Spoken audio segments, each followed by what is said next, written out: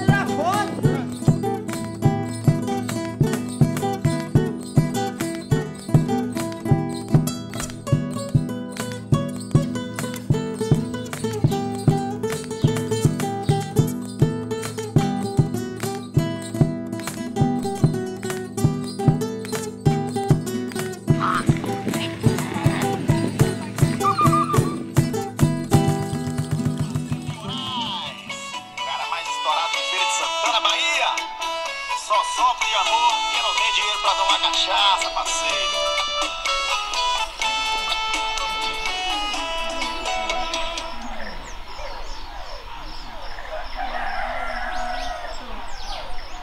Eu conheço o Monte Castelo porque eu sou das primeiras pessoas que chegaram aqui, só existe eu agora. Porque a primeira pessoa que chegou nesse lugar foi eu, minha mãe, meu pai e uma tia minha que veio para cuidar de mamãe, porque eu tinha 2 anos e ela estava esperando o segundo filho. Com 25 dias que ela chegou aqui, ele nasceu. Porque antigamente levava para a cidade, agora nesse tempo trazia para dentro das matas. Só era um ranchinho, só cabia nós dentro do ranchinho, no meio da mata.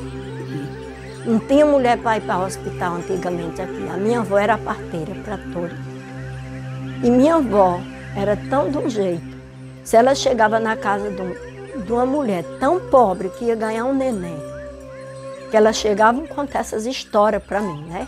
A minha avó tirava a saia, que ela tinha a saia de cima e a de baixo, né? Que antigamente, rasgava, fazia pano e enrolava aquele menino. Aí nesse tempo chamava-se aqui Saco da Paia. Onde aquela baixa que tem ali chamava Riacho do Catolé.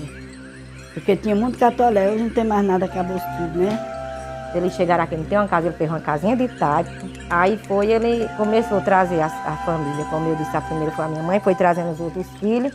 Quando chegava um, não sabia de onde fosse, se estivesse passando necessidade, ou fome, ou precisão, ele trazia para cá, pegava um pedaço de terra, se juntavam, sempre foi assim. Fazia uma casinha de tático, fosse de que jeito fosse, botava dentro, dava um pedaço de terra para trabalhar. As mulheres aqui trabalhavam muito na roça. Veio uns anos de muita seca, que aqui é sertão, né?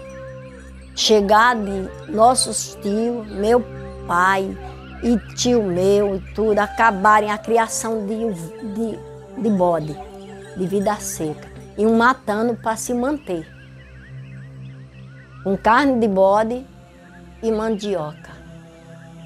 E as mulheres trabalhavam muito na roça, e se juntava uma turma de mulher na casa da minha avó, saíam para o mato, caçar barro de louça, para fazer louça e fazer os fornos para queimar aquela louça, pote, prato, panela,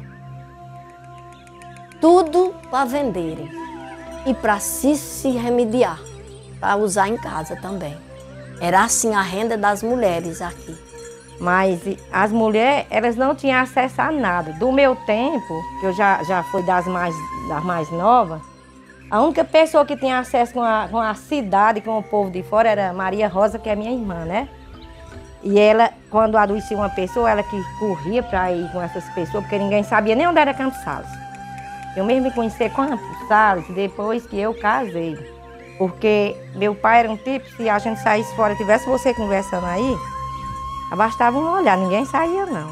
Pena que meu avô morreu novo, mais novo do que minha avó. Aí minha avó ficou enfrentando, era mulher da roça. As mulheres daqui eram da roça. Hoje, se tu me perguntar o que é Monte Castelo, eu digo que evoluiu muito. Quando eu conheci Monte Castelo, o distrito de Monte Castelo, eu fiquei impressionada com as condições das moradias, da falta de calçamento. Quando eu conheci o Monte Castelo, não tinha nem aquela rua calçada, entendeu? E que retratava assim uma disparidade com outros distritos. Para mim, Monte Castelo seria um distrito pobre, mais pobre do que os outros. Mas, ao mesmo tempo, nessa época, eu viajava para um distrito do Barão. E o ônibus entrava lá e pegava as meninas do Monte Castelo que vinham fazer faculdade aqui. Então, foi a coisa que mais me impressionou.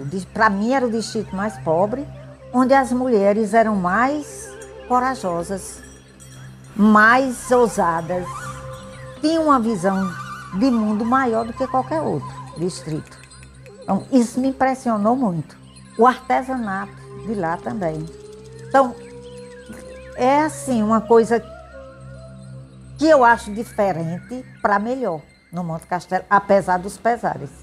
A presença feminina, o agir feminino no Monte Castelo, a olho visto, é maior do que o masculino. Que ali deve ter, com certeza, até não brotou ainda por falta de oportunidade, mas ali deve ter muitas bárbaras.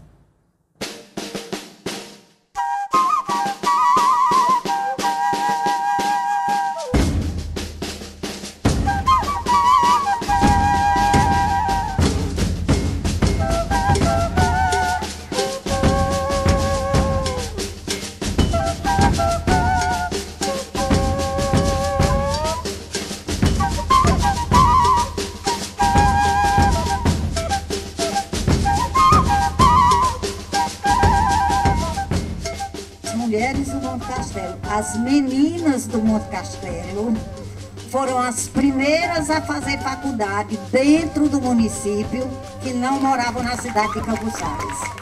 Conheço o sacrifício, saíam à tarde, dormiam na casa vizinha, casa de seu Zacarias. E no dia seguinte estavam aqui na luta. Então, são bárbaras. que essa comunidade conhece já tão bem pelo protagonismo que tem, né, nessas ações para a cultura, para a cidadania cultural, né? A gente já acompanha de ouvir falar e acompanha os resultados concretos.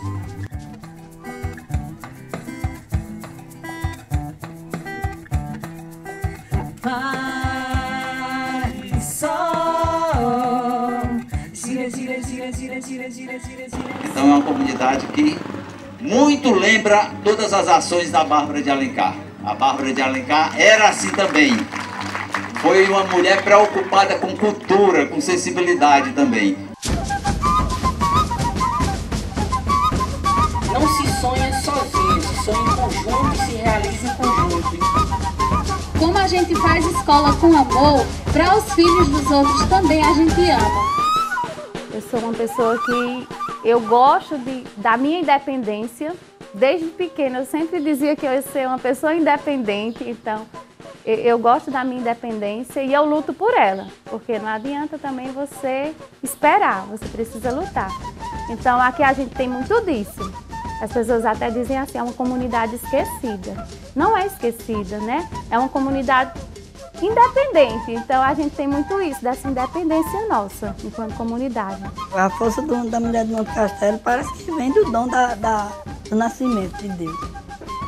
Porque para começar não tem uma força assim para dizer, nós vamos ajudar, uma pessoa que chegasse e dissesse, vamos ajudar para vocês levar tudo em frente. Mas sem ajuda de ninguém leva à frente, né? As coisas. Quando pensa em leva tudo. É.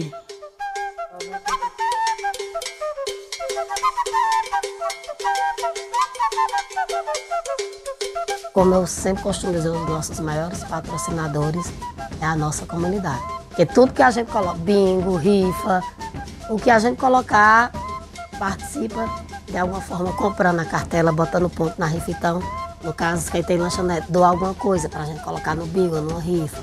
Quem tem lojas, né, algum comércio, doa para a gente colocar. É assim que a gente faz. Os nossos patrocinadores é nesse sentido, tá? De doação para algo que a gente vai fazer, para se transformar em dinheiro, para a quadrilha, para a gente desenvolver o nosso trabalho.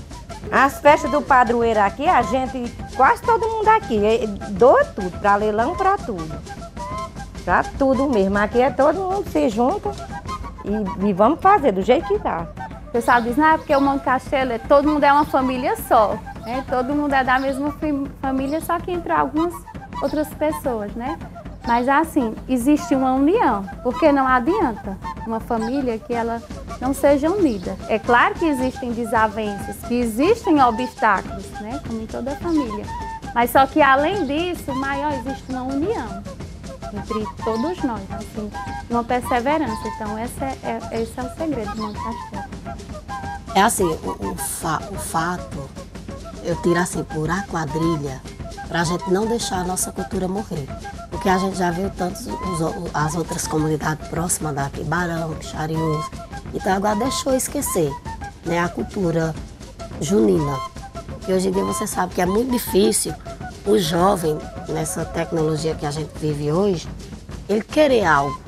Então eu vejo a nossa cultura como algo que traz o jovem.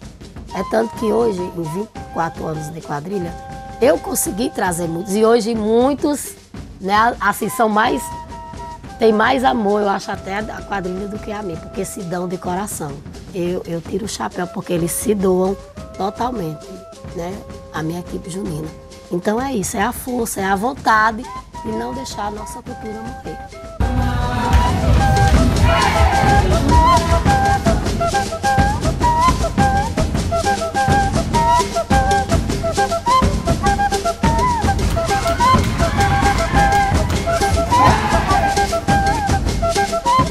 Dizer que a história de Bárbara é uma história que vale a pena ser vivida e que, na realidade, existe uma ligação muito grande da história de Bárbara com a história das mulheres de Monte Castelo.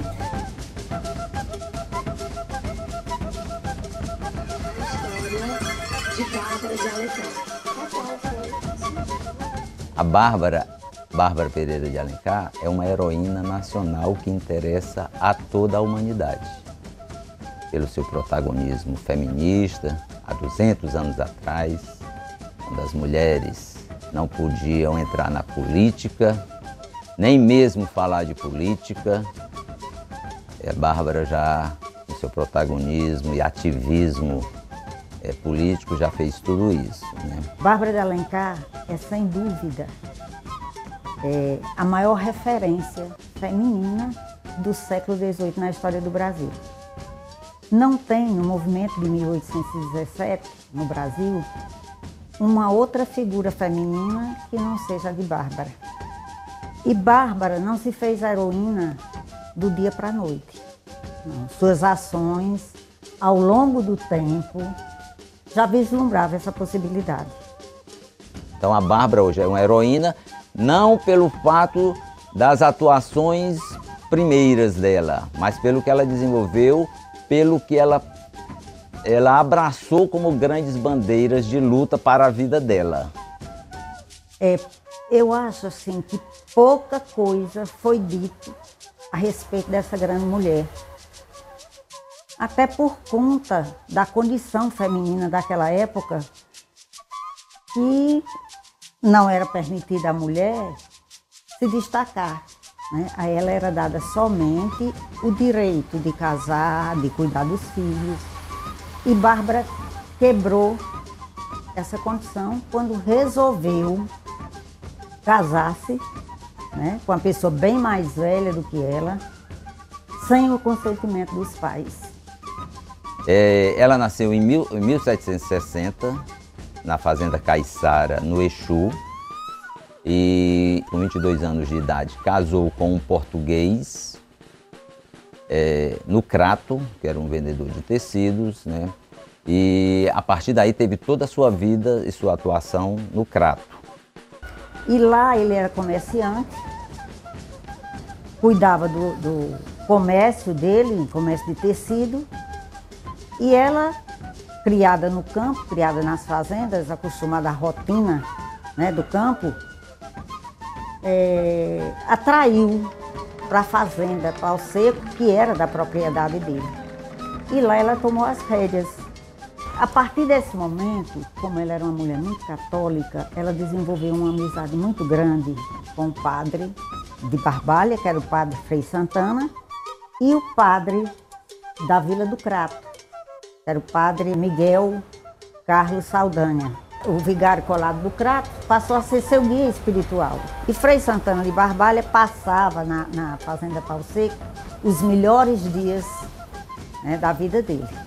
Então a Bárbara, ela não foi uma autodidata, ela teve todas essas influências. Agora, a maior influência da Bárbara, na realidade, isso é algo curioso que ainda merece muita pesquisa histórica, é a influência sobre a Bárbara do maior intelectual ideólogo das revoluções, da Revolução Nordestina de 1817, Insurreição Pernambucana, que era o Frei Carmelita Manuel de Arruda Câmara. Nessa época, houve a Revolução Pombalina, em que os portugueses resolveram suspender a ação dos jesuítas aqui, tirar os jesuítas do comando dos indígenas, né? A educação passou para o Estado.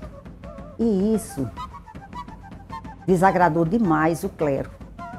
E a partir disso, desse descontentamento do clero com o governo, as conversas que eram tidas, fazer como um alpendre da fazenda Pau Seco, levou Bárbara de Alencar a se envolver nessa questão, a desejar um Brasil diferente, a desejar um Brasil independente. Então a Bárbara é nesse sentido.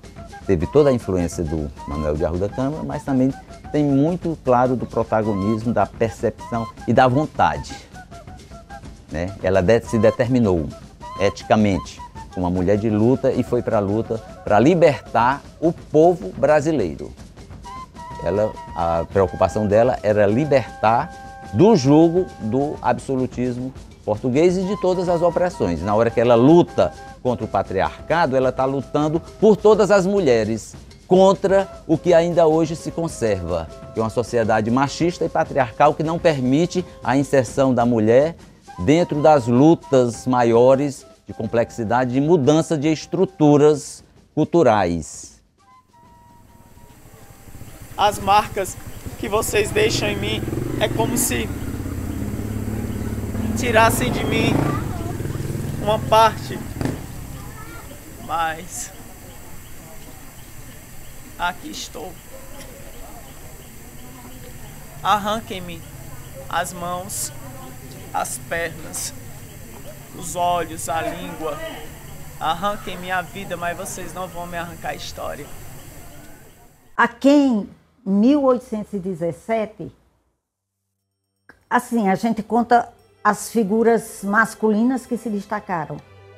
E você pensar que uma mulher nascida aqui no Pernambuco, na Chapada do Araripe, ia ter a capacidade, a ousadia de se envolver num movimento tão grande, chegando a arriscar a própria vida, a vida dos filhos, por uma causa que parecia tão distante. Por isso que a Bárbara merece ser resgatada e tida, não à toa, hoje é uma heroína nacional. Mas a humanidade precisa compreender todas essas nuances e essas facetas da nossa heroína que está enterrada, todos nós sabemos, aqui na comunidade do Itaguá, na Capelinha, aqui no município de Campos Sales, no Cariri Oriental. Infelizmente, essa história do Cariri, ela tem muito poucos registros, entendeu? Tanto é que existe que eu já li o livro de uma escritora, Ariadne Araújo, que ela diz assim, que o que se diz de Bárbara no livro, se diz no outro, dado o tempo passado, e as pessoas nunca ligaram para isso. Então, o povo não pode esquecer sua história e sua cultura. Quando ela é ocultada, essa história, então ele continua, às vezes, repetindo, de uma forma danosa, e com situações básicas que já poderiam ter sido resolvidos, por exemplo, ao nível da conquista de uma cidadania cultural, de uma emancipação humana. Haverá o dia que Dona Bárbara Pereira de Alencar e seus descendentes serão lembrados pela luta, pela força, por não ter medo a vocês. Saiam desses trajes que monopolizam a força que não existe em vocês. Vocês são homens fracos. Acabem com esse interrogatório insutil. Matem-me logo. Vocês não vão arrancar mais nada de mim.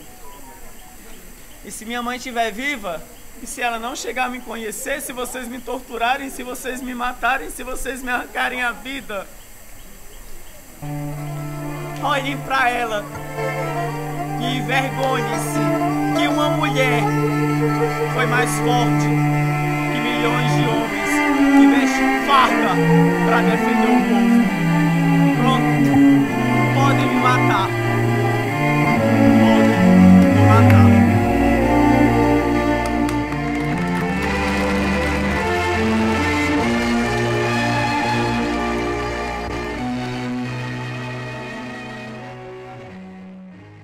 Ela tinha 4 filhos homens. O primeiro, João Gonçalves, era o braço direito dela na fazenda. Não se envolveu com o comércio do pai, ficou ao lado dela e era quem ajudava. O segundo filho, que foi Padre Carlos, ordenou-se no Recife. Ela já tinha conseguido levar para o seminário de Olinda o segundo filho, Padre Carlos, que era padre já, e levou um segundo, seu último filho, José Martiniano de Alencar. O terceiro era, o quarto filho dela era Tristão Gonçalves. Quando em 1817 surgiu o desejo de um Brasil independente, de um Brasil republicano, foi enviado para o Cariri ninguém mais, ninguém menos do que José Martiniano de Alencar. No Cariri, a primeira pessoa que ele procurou foi o padrinho, que era o padre Miguel Carlos da Silva Saldanha. Porque Bárbara estava na fazenda Touro, no interior do Piauí, né? São João do Piauí. Era inverno e ela costumava ir para lá fazer os queijos. Então, foi avisada que ele estava aí com esse intuito, né, de revolucionar o Cariri. Ela veio, ela conseguiu chamar todos os irmãos, os parentes que moravam nos Chapadões do Araripe, no sopé dessa serra, tanto do lado do Ceará como do lado do Pernambuco, né? E foi traçados os planos de proclamar a República do Cariri. E ela viveu o movimento de 1817, foi presa, foi levada para Fortaleza. De Fortaleza ela foi transferida para o Recife. E do Recife ela terminou de cumprir a pena dela em Salvador, né? Quando ela voltou para o Crato, ela veio para Fortaleza. De Fortaleza ela veio para o Crato e nem tempo teve de se refazer das angúrias do cárcere. Ela já tomou conhecimento de outros movimentos nos quais Tristão se envolveu, porque a partir de agora a figura maior é Tristão. Sabendo que Tristão estava envolvido em vários embates, em várias batalhas, ela pediu que Padre Carlos fosse para aconselhar Tristão. E Padre Carlos foi assassinado. Quando Tristão foi derrotado, o movimento de Tristão foi derrotado, que levantou-se no Cariri, o movimento chefiado por Pinto Madeira, que tinha sede nos Alencar, aí ela fugiu para Exu. Do Exu, ela foi para o Touro, e do Touro, ela veio para o Alecrim, fugindo, com medo de ser presa. Quando Tristão, no dia que Tristão foi morto, que Tristão vinha só, ele tinha dispersado, né, os homens dele, porque o movimento estava derrotado. Ela disse que sentiu, quando ele disse, minha mãe, está tudo bem? Ela disse às pessoas da casa, meu filho morreu. E lá ela ficou, foi definhando, né, adoeceu. Quando o João veio buscá-la, ela disse que queria dormir no pau seco, queria se enterrar no pau seco, ao lado do esposo. Aí não teve condições de ir, por isso ela morreu aí. Eu acho que a partir desses movimentos que nós acabamos de falar, o movimento de 1817, a Confederação do Equador, né, entre outros, a gente vê a importância que o Nordeste teve para a independência do Brasil, para o progresso do Brasil. Então, foi o Nordeste, o palco, né, onde se revelaram as primeiras insatisfações com o governo monárquico, né? E é do Nordeste hoje que sai, né, a mão de obra que sustenta as maiores cidades do Brasil, né? O Nordeste foi e continua sendo um espelho de democracia, um exemplo a ser seguido, no meu ponto de vista. Hoje o Nordeste é quem decide, né, os grandes feitos políticos brasileiros.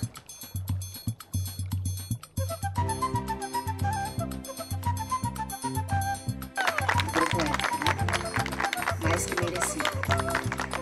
Você imagina uma comunidade sozinha, num fim de mundo, sem apoio de uma política pública para a cultura, para o desenvolvimento, onde as mulheres se organizam e se unem em torno de uma compreensão de que elas juntas podem fazer muito. E curiosamente, aí é que está uma relação curiosa que merece inclusive outras análises e outras percepções. Onde a Bárbara viveu nos últimos anos de vida, nos últimos momentos, foi muito próximo a Monte Castelo. No trajeto para o Itaguá, onde ela ficou enterrada, ela deve ter passado por ali. Se formos fazer uma análise mais crítica por outros prismas, talvez rastros e restos a Bárbara tenha deixado no Monte Castelo, rastros e restos. Podemos imaginar que a luta da comunidade dentro desse patriarcado é uma luta parecida com a da Bárbara. Por isso que não é prestigiado. Por isso que não é cultivado e nem é pesquisado.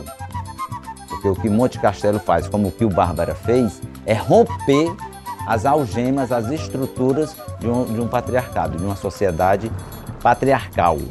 Por isso que é uma comunidade curiosa que merece os olhares do mundo para lá, para entender aqueles fenômenos que são os fenômenos parecidos com o da Bárbara e que até hoje a gente está discutindo e querendo entender ainda.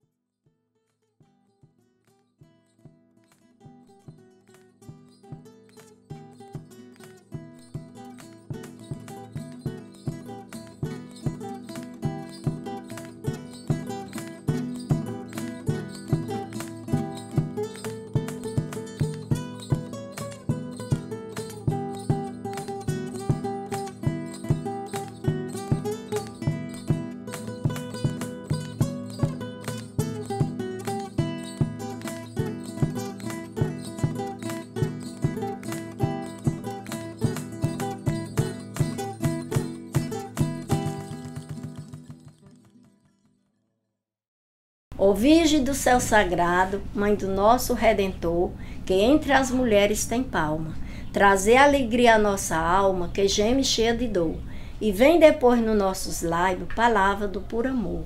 Em nome de Deus do mundo e também do Filho amado, onde existe o sumo bem, seja para sempre nessa hora, bendita. Amém. Ó Santíssima Trindade, me acompanhe toda a vida, sempre ela me dê guarida, de nós tenha piedade. Padre eterno nos ajude, o Filho a benção nos lance, o Espírito Santo nos alcance, proteção, honra e virtude. Nunca a soberba nos inveje, em vez do mal, fazei-me o bem. Ó Santíssima Trindade, nos acompanhe sempre, amém. Eu me entrego a Jesus e à Santíssima Trindade, e às 3 relíquias que tem dentro, e as 3 missas de Natal, que a nós nunca aconteça nenhum mal. Maria Santíssima seja conosco, anjo da nossa guarda, nos guarde e nos livre sempre das astúcias de Satanás. Amém?